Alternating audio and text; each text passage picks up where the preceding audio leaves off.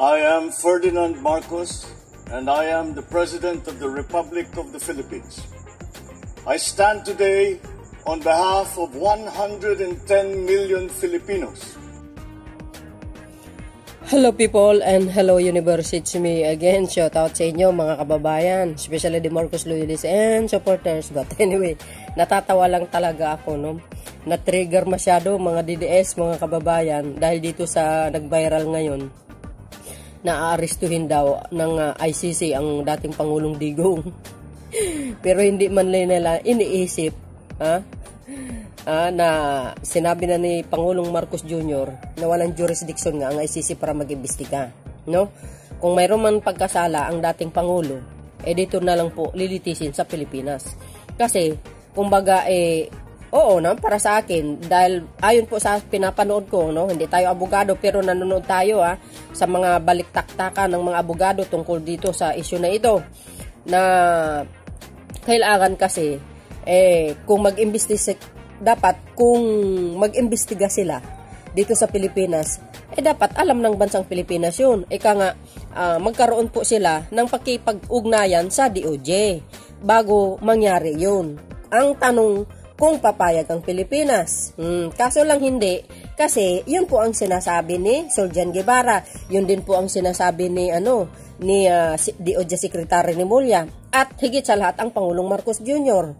Kung nag-imbestiga man sila dito, yan guys, ang mga ICC lang. Walang kooperasyon ang bansang Pinas dyan. Even sa PNP, sinabi ni spokesperson Fajardo na kung anong desisyon ng pamahalaan, yun po ang mas susundin nila, no? Kasi nga naman, 'di ba? Kung arestuhin nila itong dating pangulo, insulto po sa Pilipinas 'yun. Parang walang kakwenta-kwenta ang natin ng DOJ, ang justice system sa Pilipinas, no?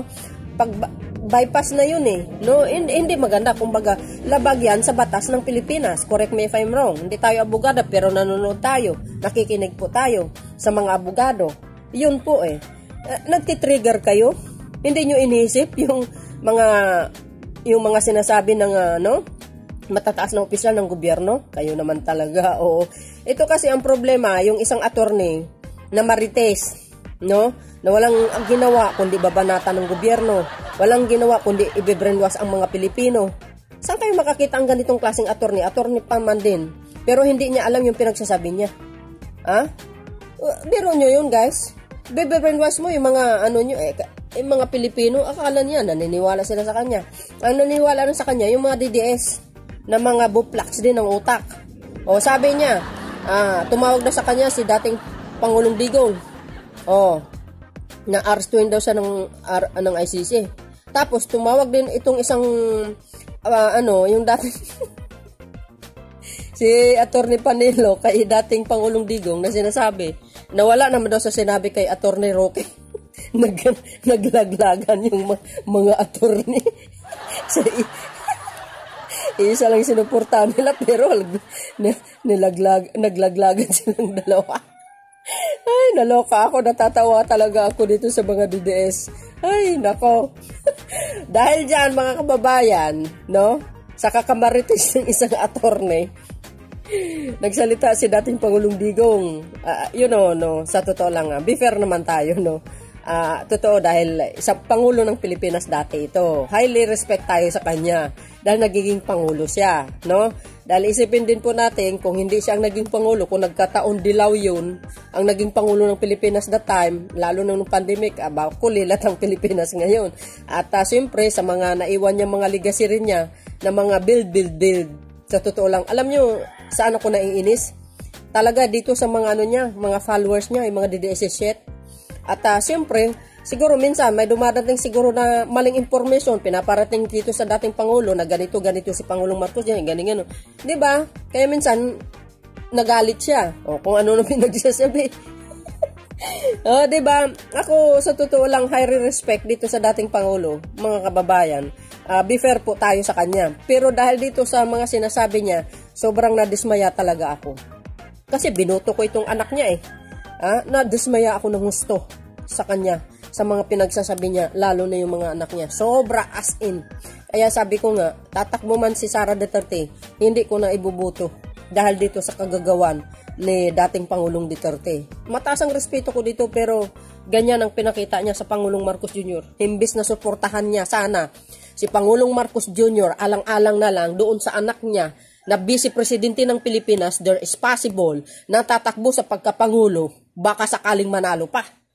Kung maganda sana ang pakikitungo niya kay Pangulong Marcos Jr. Dahil kung maganda ang pakikitungo niya kay Pangulong Marcos Jr., ang mga Marcos loyalists and supporters malamang ibuboto si Sara Duterte. Pero hindi Kaya malaking kawalan kay BP Sara yung mga nangyayari ngayon na pangbabalahura sa Pangulong Marcos Jr. Tingnan nyo, sino ang nasisira ng pangalan? Si dating Pangulong Digong. Sino ang mas kakatigan ng majority ng Pilipino? Si Pangulong Marcos Jr. Mas minahal siya. Bakit? Dahil sa pag-uugali niya. Hindi siya marunong makipag-away. Bagkus, binalik niya ng chiki, titulo ng lupa. Ha? Uy, dyan sa Davao ng isang araw. Biro nyo yun? Milyon-milyon ang binigay niyang pera. Sa Davao de Oro, Del Norte, Oriental, Occidental. Mga kababayan, hindi 1 milyon lang. 30 milyon, 20 milyon, 10 milyon. Nako, biro nyo yun? Yun ang pinakamagandang risbak. Diyan sa mga taga Davao. Di ba? Maganda batuhin mo ng putik, batuhin mo ng cheke, batuhin mo ng titulo ng lupa, di wow. So yun mga babayan, dahil dito, nagbabala ang dating Pangulong Digong, pag inaresto daw siya ng ICC, yan guys kasi, ang walang ibang nagfufus niyan, kundi ang mga dilawan. Talagang isinulong nila yan sa ICC. Ito naman mga dilawan naman ito, binabypass nila ang batas dito sa Pilipinas. Instead, doon pa sila nagsumbong sa International Court. O, di ba? Isa lang ibig sabihin nun, itong mga dilawan na ito, walang tiwala sa sarili nilang bansa, sa justice system ng Pilipinas. Yan po ang mga dilawan. Kaya gusto nila ibabartulin si dating Pangulong Digong. Sila po ang nagpupus niyan. Hindi, totoo yan. Yung mga kabayan bulok, sila po yan. Talaga sila yan. Kaya, yung mga ICC nandito. Sila po mismo din, ang mga dilawan, katulad ni Makabayan Bulok, ayan si Trililing, sila po ang nakikipag-cooperate sa ICC. At number 1 po, ito si Las Cañas na dating death squad member ni dating Pangulong Digong. Ayan. So yun mga kababayan, hintayin natin ang maaring magiging resort sa mga issue ng nito.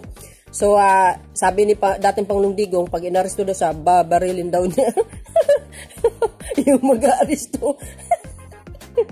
Di ba? Hayaan na lang daw siya doon. Pero hindi niya alam din, 2022 pa, si Pangulong Marcos Jr., hindi talaga niya i-allow ang ICC. Si Secretary DOJ, si Surgeon, sinabi na po nila paulit-ulit po yun. Until now po yan. So, trigger na trigger sila dahil dito sa kagagawa ng isang attorney Marites. Panoorin nyo ito guys ng News 5 ng Frontline na sabi ni over my dead body. Bago siyang maaresto, patay, sabi niya gano'n. See you guys on my next upload videos. Bye and babos. God bless Philippines. Natatawa talaga ako. Eto na. Pangulong Rodrigo Duterte na mismo ang nagsabi, hindi siya magpapahuli ng buhay sa International Criminal Court. Sa gitna ito ng impormasyong may arrest warrant na laban sa dating Pangulo mula sa ICC. Sa isang panayam sa radyo, iginiit ni Duterte na walang jurisdiction sa Pilipinas ang ICC. Yan din ang sinabi ni Pangulong Bongbong Marcos noon. They do not have the jurisdiction over the case. Walang pakialam ang ICC sa akin. At hindi nila ako mahuli talaga. Pahuli nila ako patay. Nagbanta rin si Digong sa mga susubok na hulihin siya. Kaya pag pumunta nila ako, arestuin nila ako dito, magkabarila talaga yan. At uubusin ko yung mga niya. Kung gusto mo sila magtangka talagang pumasok, unahin ko na sila muna. Kayong sundalo, tumabi muna kayo kasi hindi niyo ito away. Naniniwala naman si Duterte na walang kinalaman si Pangulong Marcos sa umano'y arrest warrant sa kanya. Sa katunayan, hindi niya raw kailangan ang tulong ng Pangulo. let me be very clear on this also. Mr. Marcos has nothing to do with the ICC. As a matter of fact, I am not asking for his help. He was not the one who asked the ICC to come here to investigate. Ako na ang bahala sa sarili ko dito. I will deal with the ICC myself. Naman yung puhulihin ng ICC. Nang tanungin naman ng Assisting Counsel to the ICC na si Attorney Cristina Conti, maaari naman daw maglabas ng arrest warrant ng ICC. Ang warrant of arrest ay maaaring i-issue talaga ng International Criminal Court kapag panahon na at kumbaga eksakto na kailangang mag-cooperate ang isang akusado, isang iniimbestigahan sa investigation, or kapag siya ay kakasuhan na, magsisimula na ang trial. So it is more like a summons o patawag na, sige nga, can you shed light on what happened or what you did?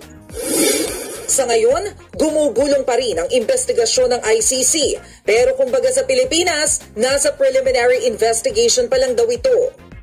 What I can confirm is that the investigation in the Philippines is ongoing. Okay? Whether they came here physically or not, that is something for them to confirm or to speak on. Naunang sinabi ng Philippine National Police na hindi nila ipatutupad ang arrest warrant para kay Duterte kung sakaling may ilabas ang ICC. Ayon kay Solicitor General Menardo Guevara, nagbaba ng direktiba si Pangulong Marcos na tanging PNP at ibang law enforcement officers ang otorisadong maghain ng arrest warrant sa bansa. Sa ngayon, wala raw nakikipag-ugnayan sa SOLJED na kinatawan ng ICC tungkol sa umano'y arrest warrant laban kay Duterte.